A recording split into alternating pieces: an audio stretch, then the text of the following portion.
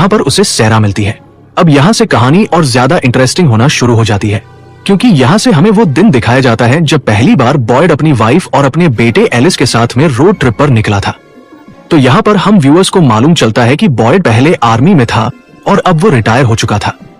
अपनी बाकी की जिंदगी आराम से काटने के लिए वह बस एक बोट खरीदना चाहता था, जहां पर उसकी वाइफ टैली ने उसे एक बोट गिफ्ट करी और वही चाबी भी उसे हाथ में थमा दी।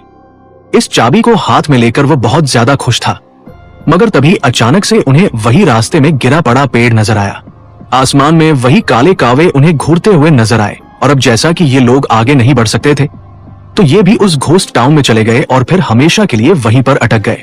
अब यहाँ से कहानी कई बार पैरेलल सीन्स में प्रेजेंट और पास्ट में आती जाती रहेगी, तो उन सीन्स के बीच में कंफ्यूज मत होइएगा। इस वक्त बॉयड सैरा को जंगल में लेकर जा रहा था और पूछ रहा था कि आखिर वो लोग तुमसे किस तरीके से बात करते हैं, क्या तुमसे मिलने आते हैं या फिर तुम्हें कुछ चिट्ठियां भेजते हैं या फिर किस टाइप के मैसेजेस तुम्हें मिलते हैं। जहां पर सैरा बताती है कि नहीं, ऐसा कुछ भी नहीं होता, उन सभी भूतों ने हमारे दिमाग पर कब्जा कर लिया है। जब उन्हें मुझे कोई मैसेज भेजना होता है तो वो सीधा मेरी स्किन के अंदर एंग्रेव कर देते हैं। अगर वो यहाँ पर हमें कैद करके रखना जानते हैं तो फिर बाहर जाने का रास्ता भी जानते हैं, मगर उनसे बात करनी जरूरी है। मीनवाइल सीन शिफ्ट होता है जेड पर, जो कि इस वक्त कंफ्यूज था कि आखिर सिग्नल्स भेजते टाइम उसने अचानक से पुराने लोग जो कि सेना में भर्ती थे, उन्होंने उस पर हमला कैसे किया। वे जले हुए से दिख रहे थे और जान से मारना चाहते थे। ऐसा लग रहा हो मानो कि हम कोई सही काम करने वाले थे, मगर वह सही काम होते हुए उन्होंने रोक दिया।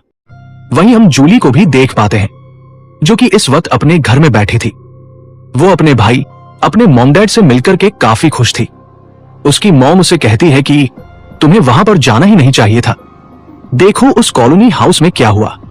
आज तुम कम से कम घर में हो, सेफ तो हो। हमारा परिवार एक साथ तो है। जहां पर जूली रोती हुई अपनी मॉम को अपने गले से लगा लेती है और कहती है कि मैं आज के बाद कहीं नहीं जाऊंगी। इसी बीच जेड सीधा आ जाता है अपने दोस्त जिम से मिलने के लिए और बताता है कि उस दिन जो मैंने उन आत्माओं को देखा वो मेरी आंखों का धोखा नहीं था, बल्कि इस सीक्रेट चिन्ह से जुड़ा हुआ कोई राज था। अगर हम कैसे तैसे हमारे सिग्नल की फ्रीक्वेंसी को बढ़ा दे तो हो सकता है कि इस घोस्ट टाउन से बाहर भी हमारा संदेश आ जा सके, मगर उसके लिए हमें यहाँ की सबसे ऊंची मीनार चूज करनी पड़ेगी, जो कि और कोई नहीं, वो है कॉलोनी हाउस, जिसकी देखरेख डोना करती है। तो हमें सबसे पहले डोना से परमिशन लेनी पड़ेगी। वहीं अगेन सीन पास्ट में शिफ्ट हो जाता है। यहाँ पर इस वक्त बॉयड की फैमिली इस घोस्ट टाउन में